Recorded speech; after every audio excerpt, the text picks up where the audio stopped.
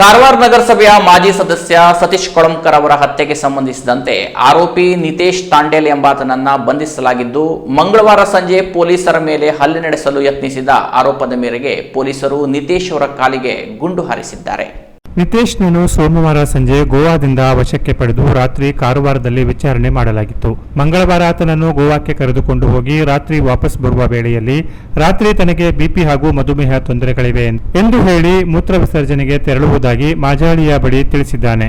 ಆದರೆ ಮೂತ್ರ ವಿಸರ್ಜನೆಗೆ ಕಳುಹಿಸಿದಾಗ ಅಲ್ಲಿಯೇ ಬಿದ್ದ ಬೀರ್ ಬಾಟಲ್ ಒಂದರಿಂದ ಪೊಲೀಸರ ಮೇಲೆ ಹಲ್ಲೆಗೆ ಯತ್ನಿಸಿದ್ದು, ಪೊಲೀಸರು ಬುದ್ಧಿಮಾರು ಹೇಳಿದರೂ ಕೇಳಲಿಲ್ಲ. ಮೃತಪಟ್ಟ ಸತೀಶ್ ಕೊಳಂಕರ್ ಹಾಗೂ ನೀವು ನನಗೆ ಅನ್ಯಾಯ ಮಾಡುತ್ತಿದ್ದೀರಿ ಎಂದು ಆತ ಚೀರಾಡಿ ಪೊಲೀಸರ ಮೇಲೆ ಹಲ್ಲೆ ನಡೆಸಿ ಪಿಎಸ್ಐ ಕುಮಾರ್ ಕಾಂಬ್ಳೆ ಎಂಬುವರಿಗೆ ಗಾಯ ಮಾಡಿದ ನಂತರ ಆತನ ಮೇಲೆ ಕುಮಾರ್ ಕಾಂಬ್ಳೆ ಒಂದು ಸುತ್ತಿನ ಗುಂಡು ಹಾರಿಸಿದಾಗ ಆತನ ಕಾಲಿಗೆ ಗಾಯವಾಗಿದೆ. ಈಗ ಆತನನ್ನು ಕಾರವಾರದ ವೈದ್ಯಕೀಯ ಕಾಲೇಜಿಗೆ ದಾಖಲಿಸಲಾಗಿದ್ದು, ಹೆಚ್ಚಿನ ಚಿಕಿತ್ಸೆಗಾಗಿ ಆತನನ್ನು ಹುಬ್ಬಳ್ಳಿಯ ಕಿಮ್ಸ್ಗೆ ವರ್ಗಾಯಿಸುವಂತೆ ವೈದ್ಯರು ಹೇಳಿದ್ದಾರೆ. ಈ ಬಗ್ಗೆ ಮಾಧ್ಯಮಗಳೊಂದಿಗೆ ಮಾತನಾಡಿದ ಜಿಲ್ಲಾ ಪೊಲೀಸ್ ವರಿಷ್ಠಾಧಿಕಾರಿ ನಾರಾಯಣ್ ಎಂ, ಈ ಕೊಲೆ ನಡೆದ ತಕ್ಷಣ ಪೊಲೀಸರು ಅಲ್ಲಿದ್ದ ವ್ಯಾಪಾರಿಗಳನ್ನ ಈ ಬಗ್ಗೆ ವಿಚಾರಿಸಿದ್ದಾರೆ. ಆದರೆ ಈ ವ್ಯಾಪಾರಿಗಳು ಹೊರಗಿನವರಾಗಿರುವುದರಿಂದ ಅವರಿಂದ ಹೆಚ್ಚಿನ ಮಾಹಿತಿ ಲಭ್ಯವಾಗಿಲ್ಲ.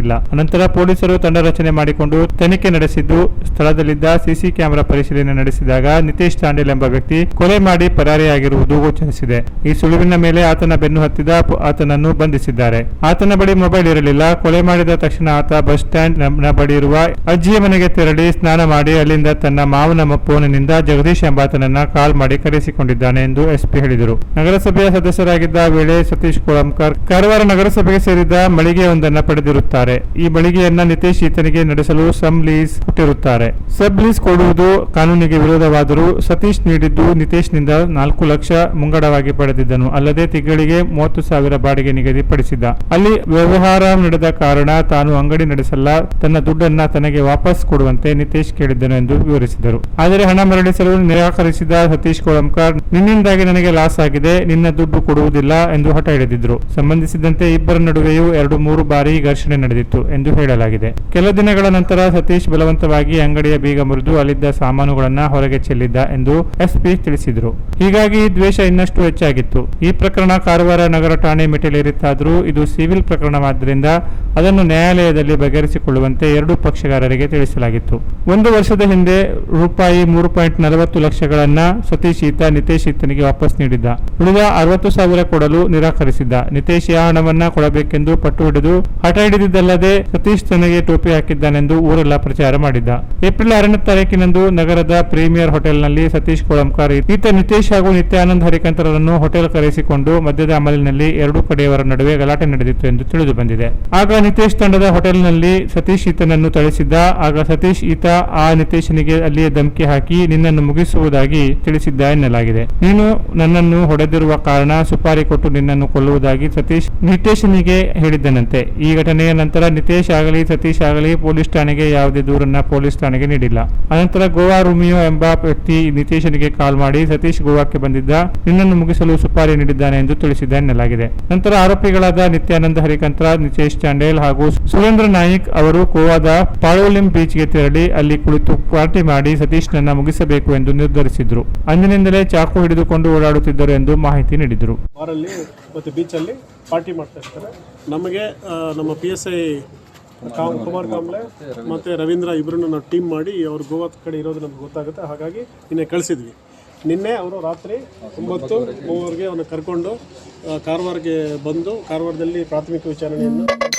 ಸೊ ಈಗ ನಮಗೆ ಎಲ್ಲೆಲ್ಲಿ ಅವರು ಚಾಕು ಎಲ್ಲಿಟ್ಟಿದ್ದ, ಮತ್ತು ಬಟ್ಟೆ ಎಲ್ಲಿ ಚೇಂಜ್ ಮಾಡಿದ್ದ, ಮತ್ತು ಸ್ಕೂಟ್ರು ಎಲ್ಲಿತ್ತು, ಮತ್ತು ಎಲ್ಲಿ ಅವರು ಬೈಕ್ಗಳು ಎಲ್ಲಿ ಬಿಟ್ಟಿದ್ದಾರೆ, ಹೆಂಗಾಯಿತು, ಮತ್ತು ಅವರು ಹೋಗಿದ್ದಕ್ಕೆ ನಮಗೆ ಎವಿಡೆನ್ಸ್ ಬೇಕಲ್ಲ. ಹಾಗಾಗಿ ಎಲ್ಲೆಲ್ಲಿ CCTV ಕ್ಯಾಮೆರಾ ಇದೆ ನಮ್ಮ ಮಾಜಲ್ಲಿ ಚೆಕ್ ಮಾಡೋದಕ್ಕೆ ಇವತ್ತು ತಿರ್ಗಿ ಅವ್ರನ್ನ ಗೋವಾಕ್ಕೆ ಕರ್ಕೊಂಡೋಗಿ ವಾಪಸ್ ಬರುವಂಥ ಸಂದರ್ಭದಲ್ಲಿ ಮಾಜಲ್ಲಿ ಬಂದಾಗ ಇವನು ಒಂದು ಟೀಮು ಯಾರು ನಿತೇಶ್ ತಾಂಡೇಲ್ಗೆ ನಮ್ಮ PSI ಕುಮಾರ್ ಕಾಂಬ್ಳೆ ಮತ್ತು ನಮ್ಮ ಸಿಬ್ಬಂದಿಗಳಾದ ಕುಟ್ಟಿ ಪೊಲೀಸ್ ಮತ್ತು ಗಿರೀಶಯ್ಯ ಈ 3 ಜನ ಅವನ್ನ ಕರ್ಕೊಂಡು ಬರ್ತಾ ಇರ್ತಾರೆ.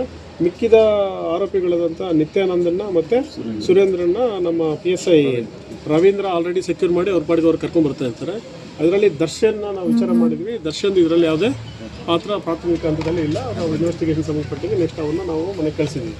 ಸೊ ಇವನು ಬರೋ ಸಂದರ್ಭದಲ್ಲಿ ಮಾಜಲ್ಲಿ ಹತ್ರ ದೇವಕಿ ಶಾಸ್ತ್ರ ಹತ್ರ ನನಗೆ ತುಂಬ BP ಇದೆ, ಶುಗರ್ ಇದೆ, ನನಗೆ ಯೂರಿನ್ ಬರ್ತಾ ಇದೆ ಮತ್ತು ನಾನು ಇಮಿಡಿಯೇಟ್ಲಿ ಬಾತ್ರೂಮ್ಗೆ ಹೋಗಬೇಕು, ನಿಲ್ಲಿಸಿಲ್ಲ ಅಂದರೆ ನನಗೆ ಹೊಟ್ಟೆ ಹೊಡೆಯುತ್ತೆ ಅಂತೇಳಿ ವಾಮಿಟ್ ಬಂದಂಗೆಲ್ಲ ಮಾಡಿದ್ದಾನೆ.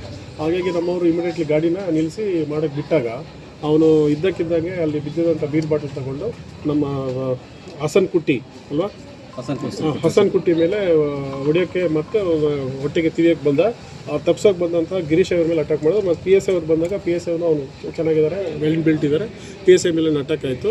ಸೊ ಇಲ್ಲ ನೀನು ಆಲ್ರೆಡಿ ಈಗ ನಾವು ಅವ್ರ ಕಸ್ಟಡಿಗೆ ತೊಗೊಂಡಿದ್ವಿ, ಎಂಕ್ವೈರಿ ಆಯಿತು, ನಿನ್ನೆಲ್ಲ ನಾವು ಕಾರವಾರ ತೊಗೊಂಡಿದ್ವಿ, ಎಂಕ್ವೈರಿ ಮಾಡಿದ್ವಿ. ಇದನ್ನು ಈ ಥರ ಇರುವಾಗ ನಾವು ಕಸ್ಟಡಿ ಟೈಮು ಸಹ ಈಗ ಮುಗಿದೋಗ್ತದೆ. 9 ಗಂಟೆಗೆ ನಾವು ಪ್ರೊಡ್ಯೂಸ್ ಮಾಡ್ತೀವಪ್ಪ, ನೀನು ಮರ್ಡರ್ ಮಾಡೋದು ಬಿಟ್ಬಿಡು ಅಂತ ಹೇಳಿದ್ರು ಸಹ ನೀವೆಲ್ಲ ಸೇರಿಕೊಂಡು ನನಗೆ ಅವನು ಸತ್ತೋದವನು ಅನ್ಯಾಯ ಮಾಡ್ದ, ಸಾಯಿಸಿದವನು, ಪೊಲೀಸವರು ಸಹ ಅನ್ಯಾಯ ಮಾಡ್ತಾ ಇದ್ದಾರೆ ಅಂಥೇಳಿ ಎಲ್ಲ ಬೊಬ್ಬೆ ಹಾಕಿ ನಮ್ಮಲ್ಲಿ ಹೊಡೆಯೋಕ್ಕೆ ಬಂದ. ಹಾಗಾಗಿ ಅವ್ರನ್ನ ನಿಲ್ಲಿಸೋದಕ್ಕೆ 2 ಸುತ್ತಿನ ಫೈರನ್ನು ನಮ್ಮ PSI ಗಾಳಿಯಲ್ಲಿ ಗುಂಡು ಹಾಕಿದ್ದಾರೆ ಕುಮಾರ್ ಕಾಂಬ್ಳೆ ಅವರು. ಅದಕ್ಕೂ ನಿಂತಿಲ್ಲ. ತಿರ್ಗಿ ಅವನು ನಮ್ಮ ಪೊಲೀಸ್ ಮೇಲೆ ಹಲ್ಲೆ ಪ್ರಯತ್ನ ಮಾಡಿದಾಗ ವಿಧಿ ಇಲ್ಲದ್ರೆ ಅವನ ಎಡಗಾಲಿಗೆ 1 ಸುತ್ತಿನ ಫೈಟ್ ಮಾಡಿ ಅವನ್ನ ಅರೆಸ್ಟ್ ಮಾಡಿದ್ದಾರೆ. ಈಗ ಇಲ್ಲಿ ಹಾಸ್ಪಿಟ್ಲಲ್ಲಿ ಸೇರಿಸಿದ್ದೀವಿ, ನಮ್ಮ ಸಿಬ್ಬಂದಿನೂ ಇಲ್ಲೇ ಇದ್ದಾರೆ. ಈಗ ಅವ್ರನ್ನ ಕಿಮ್ಸ್ಗೆ ರೆಫರ್ ಮಾಡೋದಕ್ಕೆ ಡಾಕ್ಟರ್ಸ್ ಹೇಳಿದ್ದಾರೆ, ಅದನ್ನು ನಾವು ಶಿಫ್ಟ್ ಮಾಡಿಸ್ತೀವಿ. ಆಮೇಲೆ ಕಸ್ಟಡಿಗೆ ತೊಗೊಂಡಾದ್ಮೇಲೆ ಮುಂದಿನ ತನಿಖೆ ನಡೆಯುತ್ತೆ. ಇವರು ಪೊಲೀಸ್ ಮೇಲೆ ಅಟ್ಯಾಕ್ ಮಾಡಿದ ಮೇಲೆ ಚಿತ್ತಾಕುಲ ಪೊಲೀಸ್ ಸ್ಟೇಷನಲ್ಲಿ ಕೇಸು ರಿಜಿಸ್ಟರ್ ಆಗಿದೆ, ತನಿಖೆ ಮುಂದೆ. Canara plus news, Karwar.